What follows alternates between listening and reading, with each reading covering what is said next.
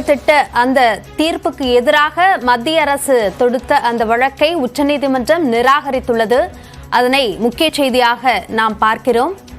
தேர்தல் பத்திரங்கள் மூலமாக கட்சிகள் நிதி திரட்டும் திட்டத்தை உச்சநீதிமன்றம் ரத்து செய்ததை மறு ஆய்வு செய்ய வேண்டும் என்று அந்த மனுவை தாக்கல் செய்திருந்தது மத்திய அரசு. அதனை தற்போது நிராகரித்திருக்கிறது உச்சநீதிமன்றம்.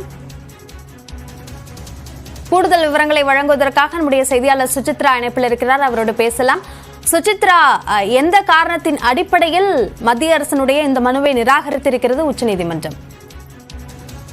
தேர்தல் பத்திரங்கள் தொடர்பான மத்திய அரசினுடைய சீராய்வு மனுவை தற்பொழுது உச்சநீதிமன்றம் தள்ளுபடி செய்துள்ளது. மிக முக்கியமாக உச்சநீதிமன்றத்தினுடைய 4 நீதிபதிகள் அடங்கிய அரசு சாசன அமர்வினுடைய தீர்ப்பை மறுபரிசீலனை செய்ய வேண்டும், மறு ஆய்வு செய்து உத்தரவை பிறப்பிக்க வேண்டும் என்ற ஒரு கோரிக்கையை மத்திய அரசு முன்வைத்து தேர்தல் பத்திரங்கள் திட்டம் தொடர்பான விவகாரத்தில் ஒரு மறு ஆய்வு மனுவை தள்ளுபடி தாக்கல் செய்து மிக முக்கியமாக பார்க்கிறது. அந்த விவகாரத்தில் தான் தற்பொழுது உச்சநீதிமன்ற அமர்வானது தீர்ப்பை வழங்குகிறது. முந்தைய தீர்ப்பில் எந்த ஒரு தவறும் இல்லை என்று கூறி இந்த ஒரு உத்தரவு என்பது, அதாவது மத்திய அரசுடைய கோரிக்கையை நிராகரித்து தலைமை நீதிபதி சந்திரசூட் தலைமையிலான அமர்வானது தற்பொழுது உத்தரவை அதிகாரப்பூர்வமாக பிறப்பித்துள்ளது. இந்த மனு என்பது அதிகாரப்பூர்வமாக மூத்த வழக்கறிஞர் மற்றும் மேத்யூ நெடும்பராம் உள்ளிட்டோர் சார்பாக தாக்கல் செய்யப்பட்டது மிக முக்கியமாக பார்க்கப்படுகிறது. ஏற்கனவே இந்த தீர்ப்பில் விரிவான ஒரு விளக்கத்தை மத்திய அரசாங்கத்திற்கு உச்சநீதிமன்றம்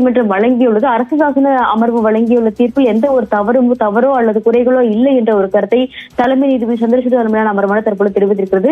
4 நீதிபதிகள் அடங்கிய அரசு சாசன அமர்வானது தலைமை நீதிபதி சந்திரசூட் உள்ளடக்கிய சஞ்சீவ் கண்ணா, ஜே.பி. பர்திவாலா மற்றும் மனோஜ் மிஸ்ரா ஆகிய 4 நீதிபதிகள் அடங்கிய அந்த உத்தரவிற்கு தீர்ப்புக்கு எதிர்ப்பு தெரிவித்துதான் இந்த ஒரு மேல்முறையீட்டு மனு என்பது உச்சநீதிமன்றத்தில் தாக்கல் செய்தது. மிக முக்கியமாக இந்த திட்டத்தை பொறுத்த அளவில் அது உரிய விதிகளை பின்பற்றவில்லை. மேலும் நிதி சட்டத்திற்கும் பீப்புள்ஸ் ஆக்ட் மக்கள் பிரதிநிதித்துவ சட்டத்திற்கும் இந்த திட்டம் என்பது எதிராக உள்ளது என்ற ஒரு கருத்தை கூறிதான் உச்சநீதிமன்றத்தினுடைய அரசு சாசன அமர்வாது தேர்தல் பத்திரங்கள் திட்டத்தை ரத்து செய்து மிக முக்கியமாக பார்க்கப்படுகிறது. அந்த தீர்ப்பில் எந்த ஒரு தவறும் இல்லை என்பதை தற்பொழுது மீண்டும் உச்சநீதிமன்றமானது உறுதி செய்து மத்திய அரசினுடைய அந்த ஒரு சீராய்வு மனுவை தற்பொழுது தள்ளுபடி செய்து உத்தரவை பிறப்பித்துள்ளது.